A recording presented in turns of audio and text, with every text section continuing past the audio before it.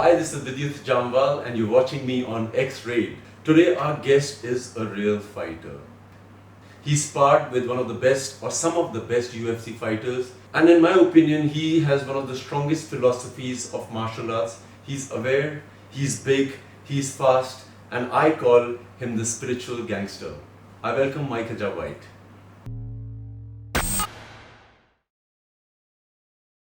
Hello.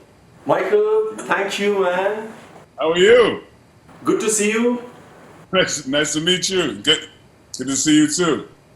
Before I get into the conversation, in our culture, when you meet a real master, there's a special salutation you do it for, and I want to do it to you. It's very authentic Indian. Kalaripayattu Bodhidharma started this whole thing. So what you do is go to the universe, ask for all the blessings because you're with the real master. So I salute you, man. Well, thank you, and thanks for the lesson. I try to tell a lot of people about the history of Bodhidharma, and it's great to hear that coming from someone else. Michael, it's an honor to have you, and welcome to X-Raid. Thank you. It's an honor to speak with you. Scott told me a lot about you, and I looked you up, and man, I'm very impressed with who you are, man. And that's really the thing. It's about who someone really is. We are blessed to do a job that we love, that part of our dreams, and a lot of people, they look up to us. But it's about the human being first. I mean, I meet a lot of people who are famous and who have all the accolades and stuff, but if it's not about who they are, their character, I mean, I feel sad for them. It doesn't matter. I mean, someone with who's dirt poor could have a rich character, and I would rather sit and speak with that man than someone who is very rich with poor character. So and you seem to be someone who has both, which it makes me honored to be speaking with you today. Thank you, man. Thank you. Coming from you, it makes me very, very happy and proud of what I've done. When I speak to people and they interview me, and it's mostly about action and what I do, and when I used to tell people about 6 years back that I'm the best, so they used to ask me, what do you think of this actor, this one, and I used to tell them that they're really good, but I'm really the best. So when I watch your interviews, I love that part about you because it doesn't come from arrogance. Because I know what you're saying. When you say that you can do this, you can do that, I see that it comes from belief and not from arrogance. Hence, I was so excited that I'm spending some time chatting with a man who believes in what he says. No, thank you. I mean, for me, it's me being the best I can be. That's what it's about. I think that one of the best benefits of martial art is it teaches you that you can overcome your obstacles, and as long as you are doing the best you can, you're a winner. And that's a big lesson to teach people. Now, it's really not about the comparative method to me. I'm my worst critic. I'm the guy who has to accomplish my best, So it's not about someone else's metrics, it's mine. And so I want to be the best husband, father, friend, and actor, martial artist, everything. So because I'm hell to pay, I gotta give it my best so I don't have to look back and regret anything. Michael, I started doing the Indian traditional martial art Kalaripayattu in the age of 3. So when I heard you in one of your conversations talking about Bodhidharma with such great knowledge, I was very, very, very touched and very impressed with an African American man who had studied what he is really into, the martial arts. Very few people know about this. So I was like, I have to speak to this soul brother of mine, and I want to connect with you. So the journey started like this to talk to you. Great.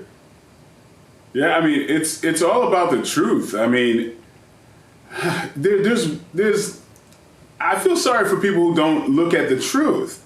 I mean, the truth is that's where it originated. When, Bodhidharma went to the Shaolin Temple, and that was an education I had when I used to go to China, and I'm like, oh my God, who is this man depicted teaching the Shaolin monks? This brown man, Completely brown.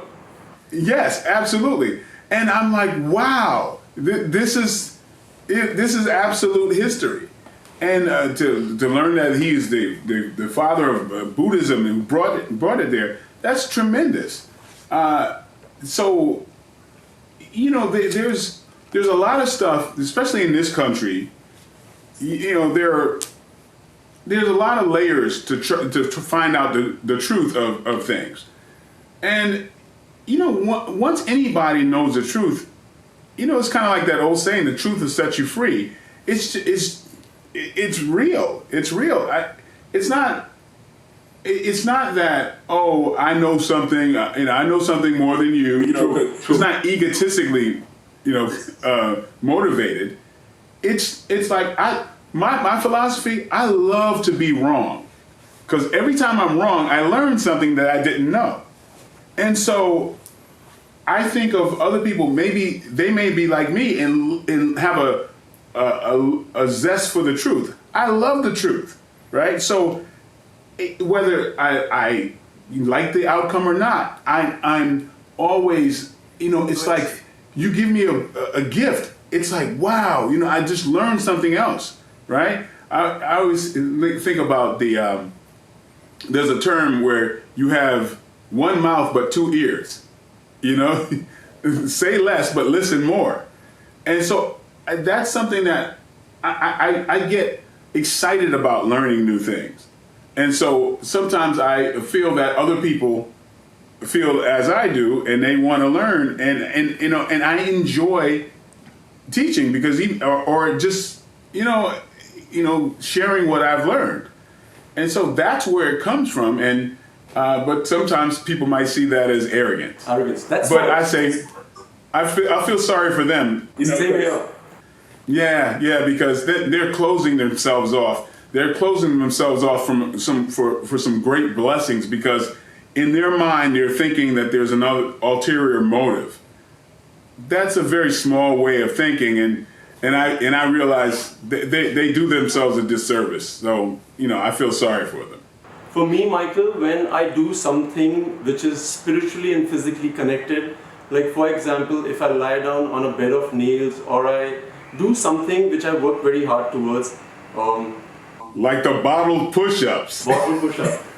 Though that, man, wow, very impressive. Very impressive. I'm sorry. Thank you. So for me, it's very disheartening when I meet people with less knowledge and they tell me, "Oh, Vidyut, Shaolin monks do it. You've learned it from China." I have to explain to them that this is the oldest martial art. This is right. It's something that. So if you say I'm copying them, they have copied us, and I've come to take the right back. Like it belongs to everybody who has four limbs and brain to work with it. So when I heard you, I was like, oh my God, this guy knows the history, the philosophy, and I was like, I love him. Well, thank you. It's the message is that we all learn from each other. Yes. Think of how wonderful it is that the Chinese people were so accepting of this man to come to their land and share this knowledge, and they embrace it so much. They never painted him to look different than he did. True. But think about the people, their attitude to be accepting of such an outsider. Well, isn't that incredible? I think we should learn from that kind of ethic, because sometimes people just they think so tribally, and again, it's kind of shutting themselves off from knowledge. True. What if the Chinese shut themselves off from that knowledge because this man was different? And I think about the people who think that you're copying from the Shaolin Temple or from Chinese culture, it's of a mindset that they first want to search out something negative to say, Yes, to sir. chop you down. Yes, sir. And you got to think, so whatever's in their mind first, they're going to, if they're actively searching for something to be, to naysay, to be negative to your light, to dim your light, you got to go, wow, sorry, brother, you got to feel sad for them to some degree. It's great that you say, well, look, if you'd like to learn, where that came from, you give them an opportunity to expand themselves, but that negative thinking is a cancer. Like people, like for example, if we just go to the African culture, they've been practicing martial arts for much more than most of the people are aware of. They've been doing it since the longest time, but nobody mentions it as much. Because I think there's a lot of government influence that really makes a martial art what it is. Like for me, I've been to the Shaolin temple. I have been raised, Michael, I've been raised in a temple, a small temple where we were taught the authentic Indian martial art. So Kalaripayattu is divided into two parts, which is Kalaripayattu. Kalari means the battlefield and Payat means the playground. So the playground for the battlefield. The other part is Kalari Chikitsa. Kalari means battlefield and Chikitsa means to treat it. So if you know how to harm somebody, you need to know how to heal the person and vice versa. So there's a great philosophy. There's a great philosophy. What do you have to say about it? Well, that's where the philosophy that philosophy kept going through martial arts, where if you can harm someone, you need to know how to heal them. Yes. It's fascinating the history of it. Tracing back to Africa and Bini Hassan, the hieroglyphs that shown actual technical martial arts from way back, 1600 BC. Since the time we are born, Michael, anybody who has 2 arms and 2 legs or 1 arm and 2 legs, they've been trained.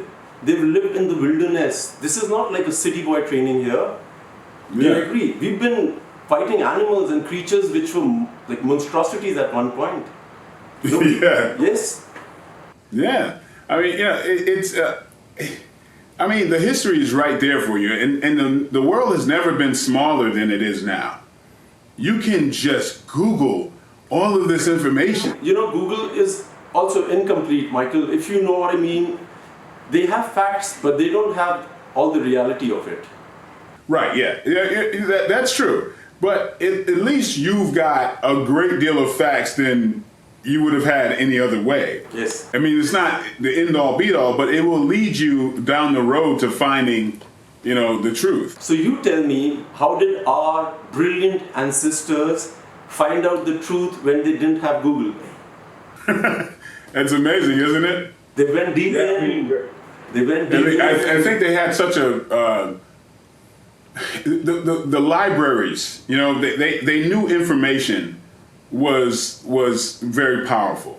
Yes. And that's why just throughout history we've had libraries that were just impeccably kept. And when people took over, they tried to burn those libraries because of the value of that information. So I mean, that historical records of it. I mean, you think about it, when you don't have anything else, that would have been their TV. Storytelling would have been their cinema. Physical storytelling. They used to enact everything that they had watched when they went hunting, and they used to come back home from a great hunt. They used to describe everything to the family, the kids, that we ran after the tiger and we grappled with it. So that's how cinema was evolved to, in terms of physical cinema that we are a part of now. Yeah. One more thing, Michael, what I love about you, I love you, period. I hope you get it.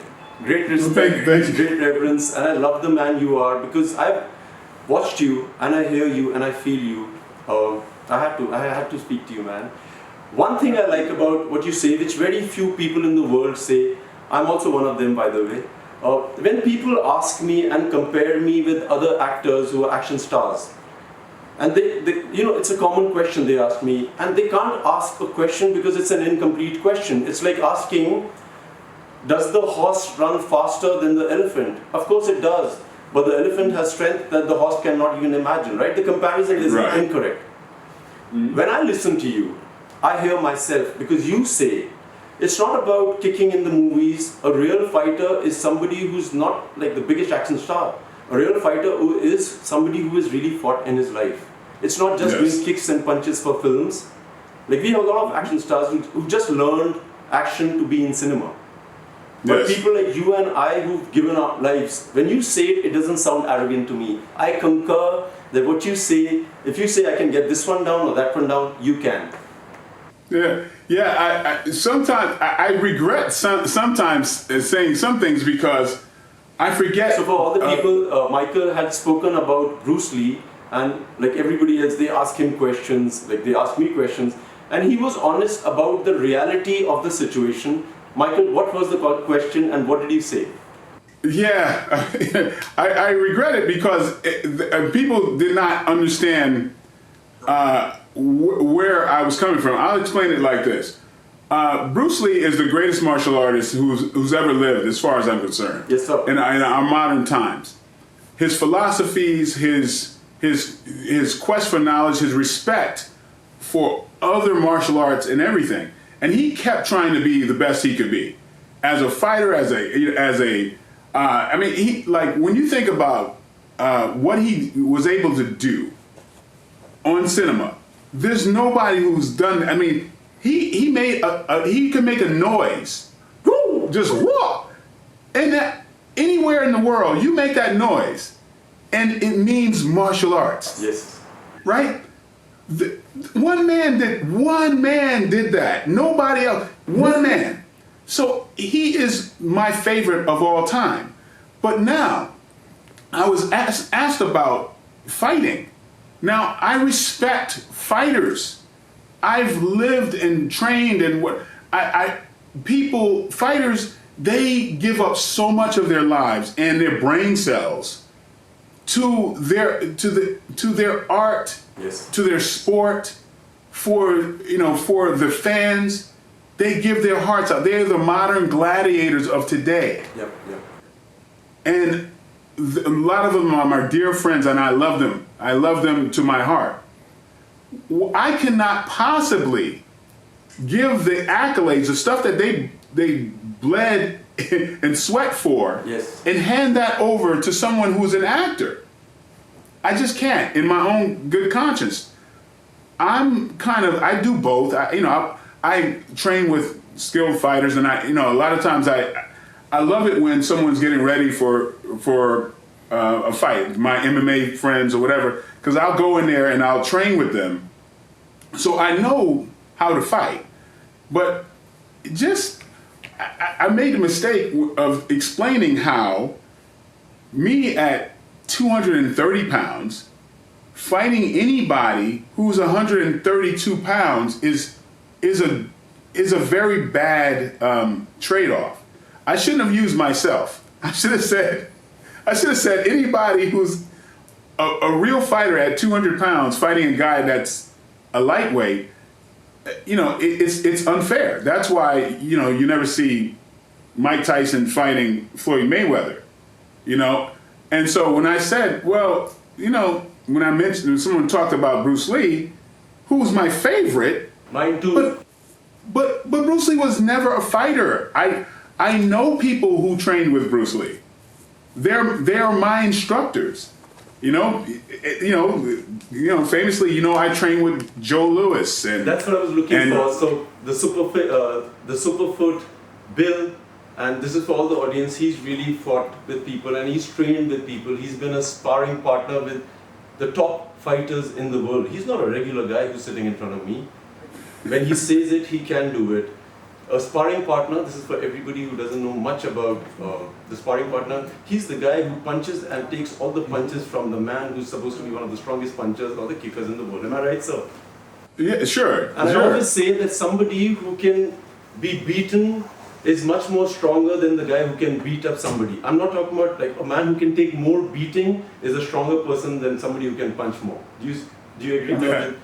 Yeah, absolutely. But any professional fighter knows that a skilled fighter at 230 pounds, it can easily defeat someone that's under 150 pounds because the trade-off is not good, you know, especially when the speed is somewhat similar. So when I said, well, you know, just in the same spirit of sharing knowledge, I'm saying no. There's no way someone that small, like Bruce Lee, was much smaller than me. That would not be fair to him. Yeah. So for me, it's the same disrespect. You know, Michael, when they asked me the Vidyut, can you fight this guy? In my head, I'm like, I can fight 10 of these guys. And when I say it to them, they're like, no, you're being arrogant. Then don't ask me a question that you wouldn't believe an answer to. Right. And honestly, think about this, Vidyut. If I had to fight someone, if I had to fight Thor, my attitude should be, I'm going to beat Thor. Yes. If I have to fight 5 guys, if I had to fight 5 Michael Jai Whites, my attitude better be, I will beat all 5 of them. Good one. Or I shouldn't be fighting them. That's a real fighter. Yeah, that's so I should always say I'll be able to defeat Bruce Lee or someone else. That's the mindset of the fighter, or you shouldn't be there. So, but when I said that, I said that to people whose hero was Bruce Lee, as you know, the monolith, the icon. Yes. He's my hero as well. And so my mistake was, I shouldn't be saying that to that crowd. Now, if I was speaking to professional fighters, of course they'd agree, because they're walking the walk. They have to do that. But so that's the thing I learned. You know, I love when I'm wrong, like I mentioned before, because I learned something, and I learned you can't say that to an audience of people who don't understand the intricacies of fighting. You know. Because it's very important that they hold this man up to a standard. It means a great deal to them, like a religion. Yes. You know? And so that's something that makes me better and more understanding. And I feel like, oh, I was wrong to say that. And I still feel like I was wrong. Everybody in India who's watching this, and after this, I'm sure you'll watch all his interviews because he's incredible. When he says that if at that time he would be against Bruce Lee, he would get him down, has no disrespect meant in it. There's a science behind it, and there's a lot of theory behind it. So when the man says it, you have to respect it, that he's a real fighter. When he says this, he will give it his all. Am I right, sir? So, yeah, absolutely. And of course, like I said before, I respect, it would be disrespectful to real fighters, you know, if I would, you know, give that accolade to someone else, but yeah, it's it's something I wish I didn't say.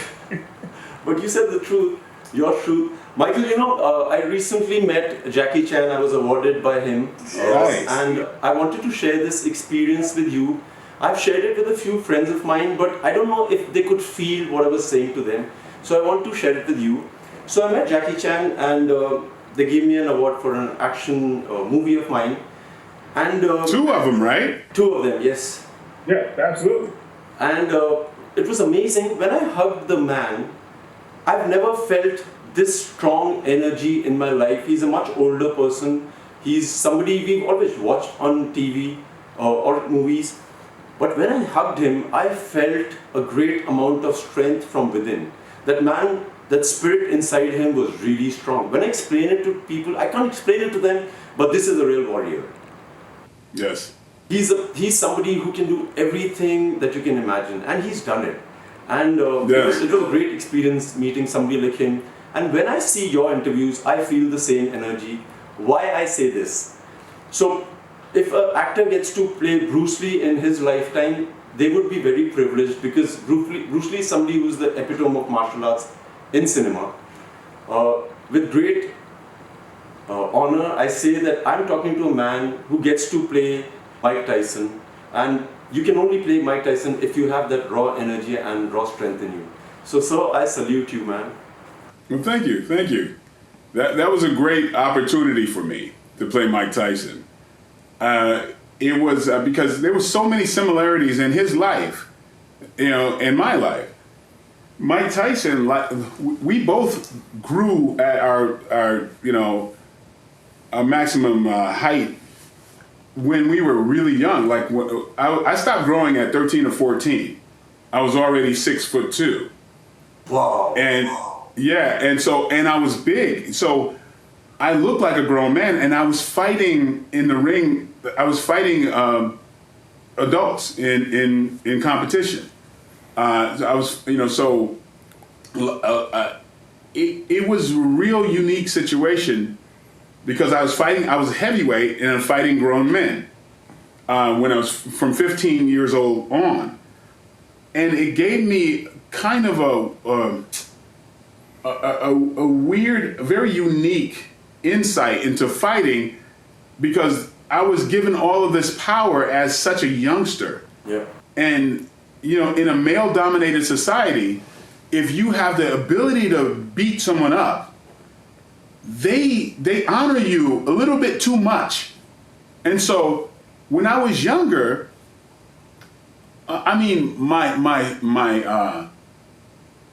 my teachers in school, everybody treated me differently. And my head got big. You can beep it out. I don't know if it's, but I was an asshole. Honestly. Rightly described. It should not be beeped out. Okay. My arrogance when I was young got the best of me. I'm glad I got it out of my system then because then everybody started treating me like a pit bull, like a human pit bull. And I just realized that, okay, I can get all the attention in the room because I just won this match or that. But then I realized that was so short-lived and that, nobody wanted to have a conversation about life. If I walk into a group of people and they're talking about the basketball game, they'll change the subject to fighting. And I'm like, look, I'm more than that, but then I realized, look, this is what you did. Thank you for saying this, Michael. Yeah. People don't get it. I walk into a room and they want to talk only about what to eat in life and how much to train. The conversation could be politics, but when I enter, they talk about fitness, diet, and regime. Right. Yeah, because it's what they think. It's about, sometimes in life, it's about how you make other people feel. True. Right? They look at you, instead of talking about the subject or seeing just another human being, they see something that's, like supernatural or something. And their own insecurities happen. I bet this happens to you. Like if somebody's about to light a cigarette up, they don't feel comfortable in front of you. They go, I don't smoke that much. It's every now and then. Or if they drink, they say, well, I don't drink that. This is, and it's like, hey, be yourself. Feel comfortable. But you have a status. You're bringing a status with you, right? That is a little bigger than life for the rest of the people, especially when they know you can kick them in the head and it's in their mind. And I have it. Oh my God, I run into it all the time where I'm trying to have a meaningful conversation and they're thinking about, wow, you could just kill me with a punch. I'm like, why are you thinking about that? I'm an intelligent, humble human being, and I'm not, I'm just big and I can't really squeeze you to death, but I'm a humble and a nice being. Be careful. They treat you like you have a gun, like you have a gun on your hip. But But that's why I was saying, when I was young, and I found out that, wow, everybody's treating me different. Do I want this in my life? No. I'm glad I learned it early, because I have a lot of people who have the power, who get the power by being famous and what have you, and then they stop working on who they are, their character. True. Because then there's so many people who, bless them, I'm not criticizing them, but they're conditioned to look at you in a higher regard. Yes. And as a better person. But if you fall into that trap, you're doomed.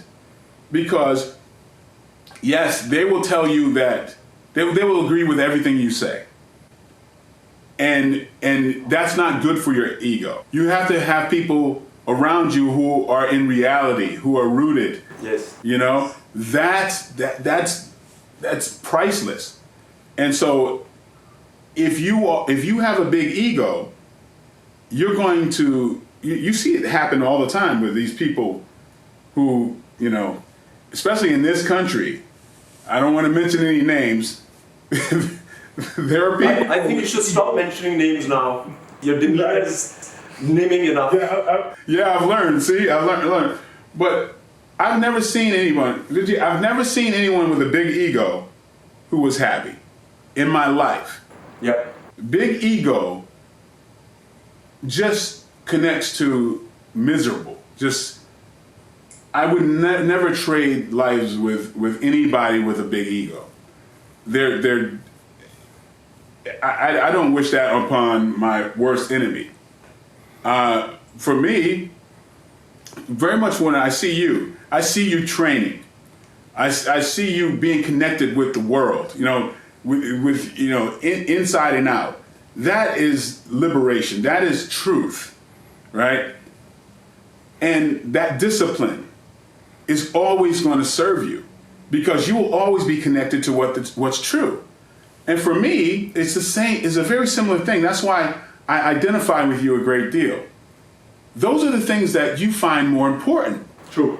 There are people with egos that will find material important and this semblance of power. We take our power and we squash it down.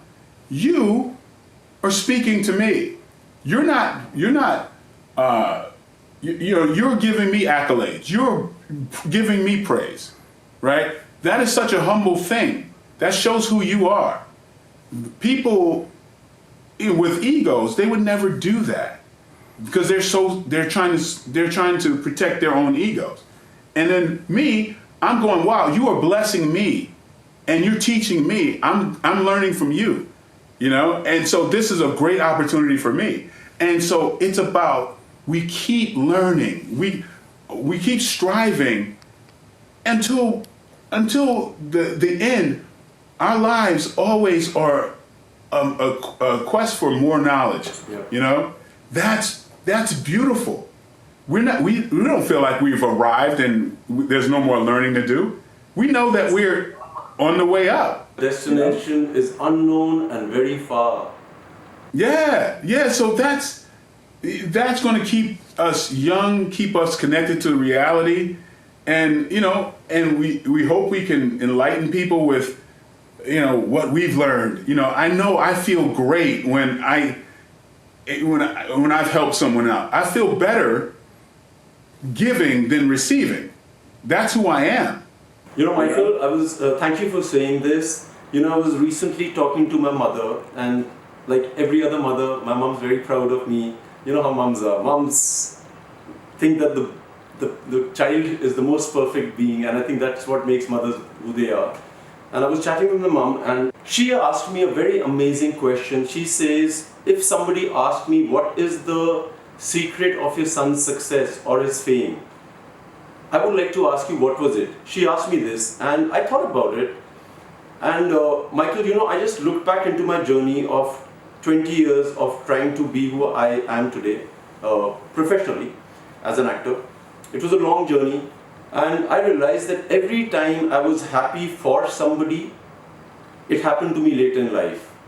From the cars I sat in, whether they were my friend's car or my friend's friend's car, and I used to sit in the car and I was like, wow, I'm so proud of this guy. And from the bottom of my heart, I used to rejoice in people's achievements and success. And similarly, if I had an actor, I used to watch them on screen, I was like, my God, he's so talented. So I realized that the secret of success was to be happy and rejoice in others' successes, because then it all happens to you. That. Yeah. For me, there's a balance that I've always sought to have that's helped me a great deal in life. Is every day I live, I do something for the future. And once that's done, I live in the moment. Yes. Because to live in the moment is a beauty by itself. Because you're never going to have that day again, you know? So I say, you can look up and see a cloud and say, maybe that tells you it might rain. But I always want to be receptive to know, oh wow, that cloud is shaped like a bunny rabbit. That's part of my benefit of the day. This is something to be aware, that balance between living for the future and then living in the moment. Growing up in the ghetto, being on my own since I was 14 taught me some valuable lessons.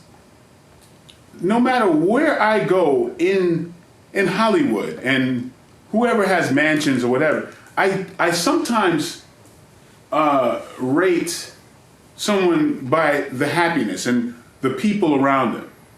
And what I learned, the happiness and the brotherhood and the love that I had when I had nothing trumps, it's far superior to what I see now. So sometimes when you have nothing, the heart is so much bigger, the love is so much stronger. Yes. Why a lot of people who have nothing can give their life for their street, like some people like myself, who kind of was in that gang type of atmosphere where you can give your life for your friend because you're struggling together. It's just there's all of this love that you have, but it's misplaced. So you direct it toward the things that are around you. But that love is so powerful because it's all you have. But those messages and the way that you lived in the moment, because you had to extract every bit of juice from that moment, because that's all you had. That's something that has endowed my life now. And I still, my metrics are having relationships that are still as powerful, that I'll put my life on the line for the people I love and for my family and all of that. And it taught me to live in the moment, because you're never going to see that moment again. So it's like yin and yang. You want to balance what's best about this life and what's best about another side. So it's, for me, that's what works and what keeps me happy. I know when I had major problems, and so when I work and I'm so grateful to be able to do what I'm doing right now. All I can think of is, how do I help other people? And that's what gives me joy and purpose in life. So tell me something, Michael. I've always said this about, in my opinion, real men. I judge a man by not how much he can fight. I judge a man by the way he respects a woman, looks at a woman, and treats a woman. One of my favorite things about you is the way every other strong, real man talks about his wife. I saw a picture that you posted yesterday, I think it was on Facebook, where your wife is kicking like nobody's business. Is that your wife, right? Yeah, that's my wife, yeah. I saw the picture, beautiful lady, divinity flying. I can see the divinity in the flying motion. Right. I was very impressed with your love story. I have a great connection with elephants, and when I got to know that you surprised your wife now, you took her to Thailand, and that whole elephant experience that you gave her, I was like, my God, this is real romance. This is a romantic hero. So my question is, when I meet people and they say, sir, why do you only do action movies? Why don't you do romantic movies? Do you think you're not romantic enough? My answer is always this, that if you're really strong and you're really strong, you have a great romantic angle. Now you tell me, my man, how did you woo your wife? India would love to know that there's this strong male man who did this for his wife. Well, I tell everyone, my wife is the best thing that ever happened to me. Say it again. My wife is the best thing that ever happened to me. His wife is the best thing that has ever happened to him. Absolutely. We've known each other for about 25 years now. Wow. Yes, 25 years. When I first came to Hollywood, and we dated, but we continued this relationship throughout my education and my graduation to becoming who I am. And I owe a lot of that to my wife, because simply she's a better person than me. I had to become the man that deserved her, ultimately. Yes, I agree. So deep down, when we dated, and I was running around, I was like, busy here and there, and we've always maintained the greatest friendship until we finally got together and really researched who each other was, and we realized that we were absolute soulmates. And I've never been happier in my life. Wow. Because she made me better than I would have been by myself. And that's the true mark of being with a soulmate, is, you got to be better together than you would be apart. And now, I mean, what she's accomplished and what we've accomplished together it's far surpassed any fantasies I've ever had. We're currently doing a movie with Mickey Rourke. My wife is the star of the movie. She's the first African American martial arts action star ever. It's never happened before. Woo-hoo! Yeah. We have a movie, and I just put out the teaser. A movie called Welcome to Sudden Death, and she plays opposite me. She's a terrorist in the movie, and we have a fight scene. We have a fight scene that she's actually kicking me in the teaser. But our story is just, like I say, it's the greatest thing that happened to me. And and if you look, our wedding is on YouTube. You can pull it up. But do you know Tony Jaa performed part of my ceremony? Oh my God! Wow. Tony Jaa, we did a combination Thai wedding, traditional Thai, and Western. Tony Jaa is a Buddhist monk, and he performed that part of the ceremony, and he also sang. Tony Jaa and his wife and my wife, we vacation together. Tony is like my brother, and so, it's really, I never would have imagined I would marry my best friend and we would go on to do movies together. Now it's our 5th movie together, the one that we're doing now. So you've known her for 25 years and you got married to her when? Oh, we got married like 7 years ago, but we were together anyway. And so we were busy, but we actually had a... Why did you delay it so much? No, this is all the men asking you. Why did it take so much time? it just happened to be. Honestly, we got married at home just to make it official before we did the big ceremony, you know? So for us, we were, I felt like we were beyond husband and wife anyway. We were soulmates. True. You know, there are a lot of people who get married or not soulmates. We knew that a wedding was just, it's subsequent to what we felt. It wasn't the most important thing. We already had a connection that was beyond ceremony. And so, you know, we knew we were going to do the you know, I'd been married once before. And our worst day was better than the best day of that, you know. So I haven't been married as yet, Michael. Oof. there was a lot in that oof. Brother, I can imagine what you have to be going through. It's almost like a fairy tale. It's like you're the prince. How do you find someone who sees you for who you actually are? You're right. It's very difficult to find somebody who gets you. So you know, I'm not supposed to do this, right? Okay, we'll edit it.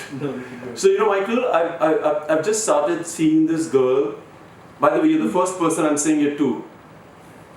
Okay, wait. Oh, wow. No, let me make it better. So you know, I have a family. Let me say it to my family. So, dude, don't get in trouble. Fearless. So you know, I've been seeing. So this is for all the Jammwalians, because before I say to Michael, you're my family, I need to say it to you guys. Like normally, every time we do something, we share it with our family. So I just want you guys to know that I've just started seeing somebody. I really like this girl, and before you get to know through other sources, I think Michael Jha White has inspired me to just say it, that I will tell you everything in detail. So Michael, I'm very excited for you with this whole new relationship thing, man. Look at you. He's blushing. That's a guy in love right there. Look at you. no, you know, there's like you just turned a different color.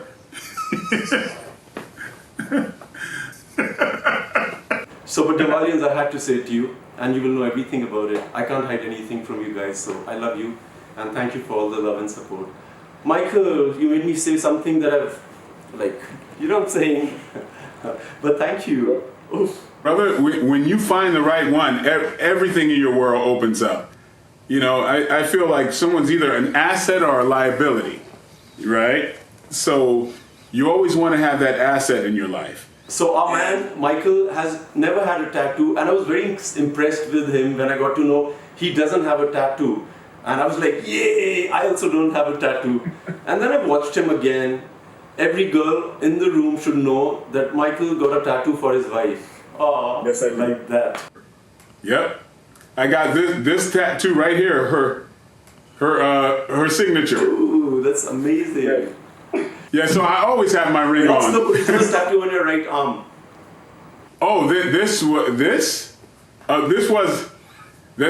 not a tattoo. I have a lot of these tattoos.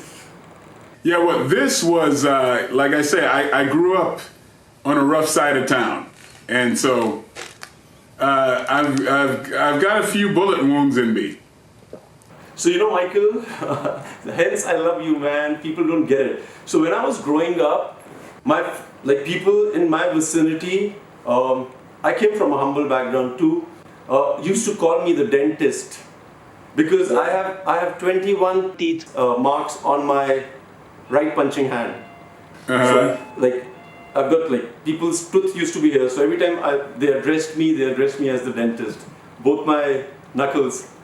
Yes, and then you have to go get a tetanus shot because you can get gangrene in your, so you probably had to do that, huh? In those days, it was not gangrene that you were worried of. You were worried of a lot of other things, of the other gangs trying to get you. So it was not about gangrene at that time. But if I got something like that, I would go and get an injection done. Yes, yeah. Yeah, I mean, so very similarly, there's something that Roberto Benigni, the actor who he won the Oscar for that movie Life is Beautiful a long time ago. But he said he had the gift of poverty. And I agree with that. When you have these hard times and you know that you have a connection with other people, or your fan base who have to struggle, whose life is representative of that, you have a connection to those people. And that connection comes through your eyes. True. And they respect that because when you come from there, you can tell, you have to rely on that instinct. That sometimes that instinct is life or death. So you can look into the other person's eyes and know that they understand and they've been through struggle. That is such a blessing that we never knew when we were younger, but we know now. We have a connection with everyone. You know, I know some of my favorite people are people who have nothing, but they sacrifice for their family. Yes. Those are my heroes. My heroes were never Hollywood stars or rich people. My heroes were those people who did the right thing, even though they received very little for it. What they received was the support and serving their family and trying to raise their children to have better lives than them. Those are still my heroes. The people who understand the common man. Yes, for me, Michael, being an actor in the Hindi film industry, it's quite a great achievement. But my father was in the Indian Army, the military. My grandfather was in the Indian military. My mother's brother, everybody has been in the Indian military.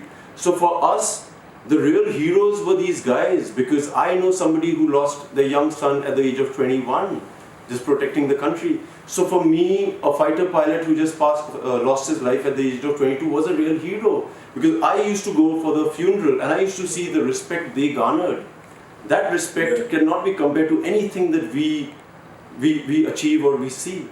So my heroes were also very different. Yes, and it's kind of a bittersweet, but being in the position that we are in, we receive this heroicism from others. Like it or not, there's part of it that says, well, thank you, but I am playing make-believe. Yes. But sometimes we get a chance to raise up who real heroes are. We can represent them to some degree. Yes. But like I mentioned, the part of us that still connects to the basics about character, you can't fake it. It's very hard to fake character. And that, like I say, is something that I think connects us today, because I know you've had to have gone through something to become the person that I see, because I came up from the streets and I can recognize that character. It's what I had to survive on. It's what you had to survive on.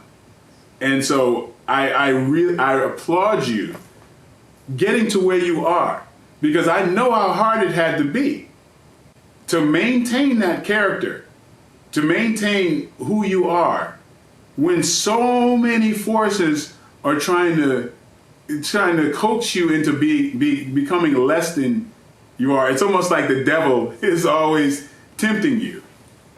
So just because you said this, Michael, I want to just tell you, you should remarry your wife, and now you should come to India, and I will get one of the best weddings for you. It will be an authentic Indian wedding. We will have Lord Shiva's presence in it. We will have Bodhidharma's presence in it, and we will have food. I promise you 5 elephants, 2 for your wedding. Re-wedding. That would be amazing. Maybe we could renew our vows in India. I would love to. That is one place I've never been. I've never been to India yet. This is where you have to come. Bodhidharma calls you. Well, I would love to answer his call. The movie business there. I applaud you. It's so liberating, so powerful that you have your industry, and it's just such a great machinery of products that you have, and you maintain your culture, you entertain, and it's just fabulous to watch. I see representations of some of the the most glorious parts of the history of movie making.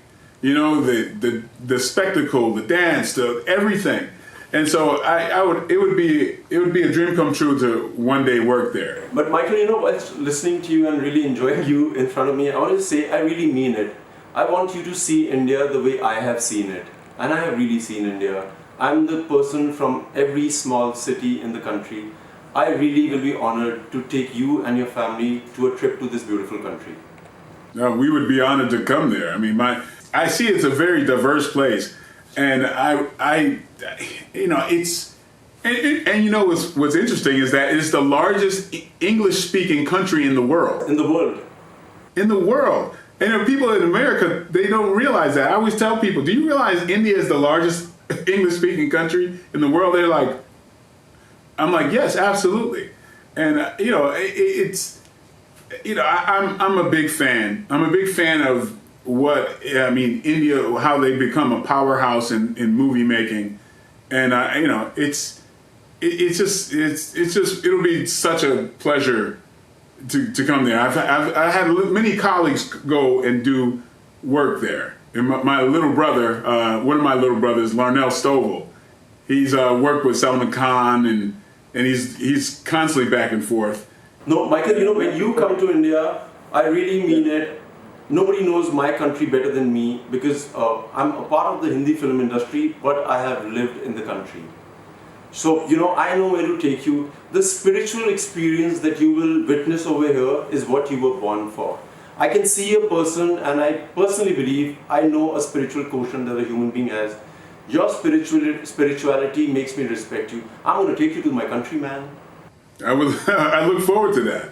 I mean, I would love it. Somebody who loves to learn, I know India has a lot to teach me. Would you want to do a Hindi movie ever? Yes. That's an easy question. Yes. Absolutely. Like this real warrior can dance. I would love to learn everything. I mean, I would,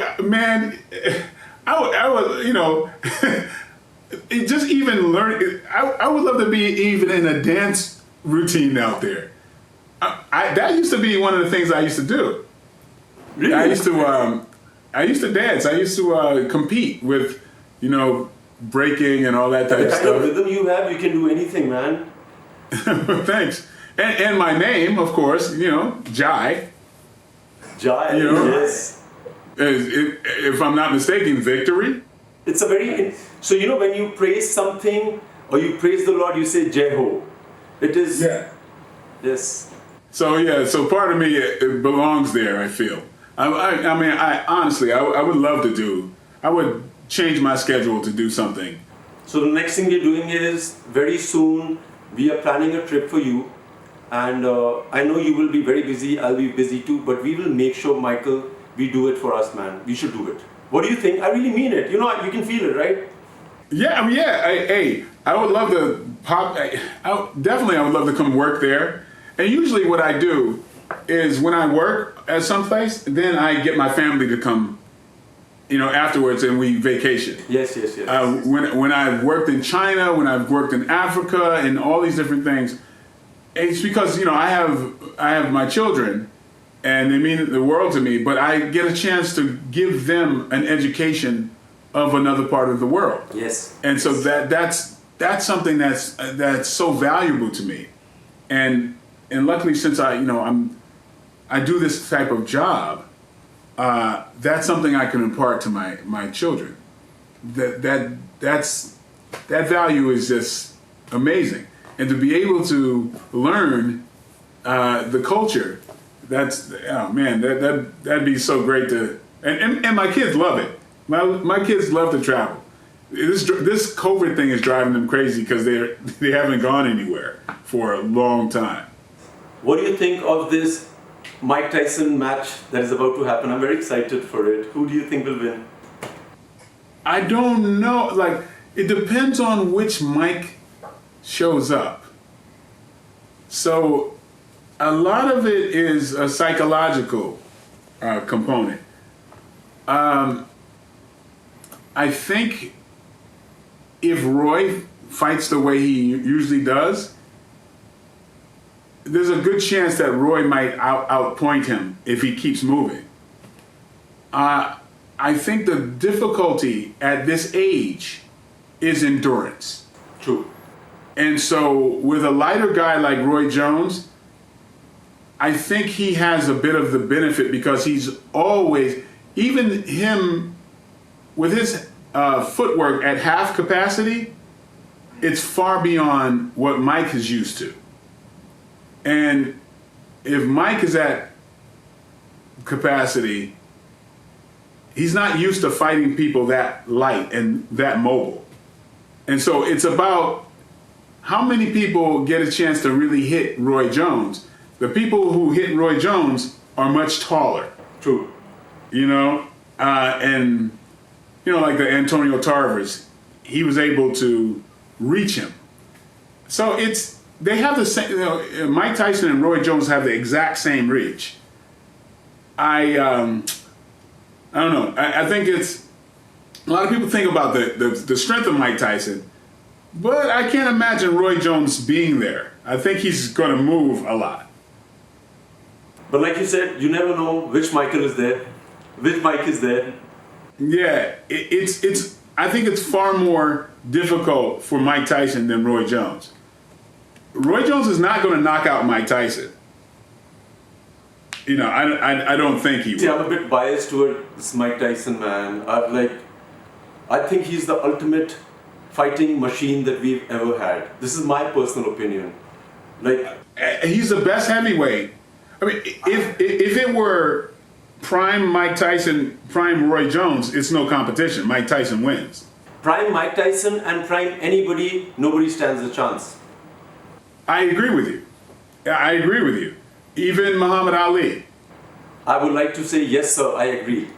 Yeah, because Muhammad Ali had, I'm a nerd with this, but Muhammad Ali had a problem with people who moved their heads.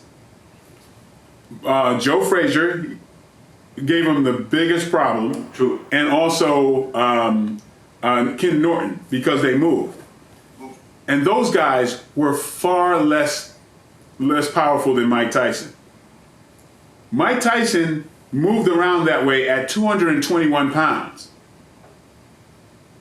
And Muhammad Ali was 214. You know, but Michael, because you spend time with elephants, I won't take too much of your time, brother, I know, but I'm so happy to talk to you. You know, I've worked with elephants in a movie, and I want to tell you, when people tell me that the king of the jungle is the tiger or the lion, I want to say to you that elephant that moves like that, and the strength and the calm that the elephant has, no creature on planet Earth can touch an elephant single. There have to be 3 or 4 tigers to get an elephant down. Absolutely. Yeah, I agree with you. And it's such beautiful beings. Oh my God, majestic, calm. We worship the elephant in our country. Yes, and it's my mother-in-law's favorite animal as well. This man loves his wife, he loves his mother-in-law. Now you know what action men are made up of. They take care of everybody around them. Well, that's what we're supposed to do. I think action men, just men, period. Period, yes. Hey, we're supposed to take care of our families. And if we're not doing that, we're not men. Yes. Michael, thank you, man. Anything without saying, please just message me and I'm going to arrange a trip for you whenever you guys are free. I would love you to see the country from my eyes, man. Thank you, brother. I would love to be there, and man, it would make my year. I've been wanting to come to India for so long, and that would be just such a blessing. But thanks for extending that offer, and I'll take you up on it. Please do. Okay. Thank you. God bless you. I wish you all the success that you deserve and more. And this is from an Indian martial artist respecting and worshipping the real African genes in you, man. God bless you. Thank you so much. Thank you.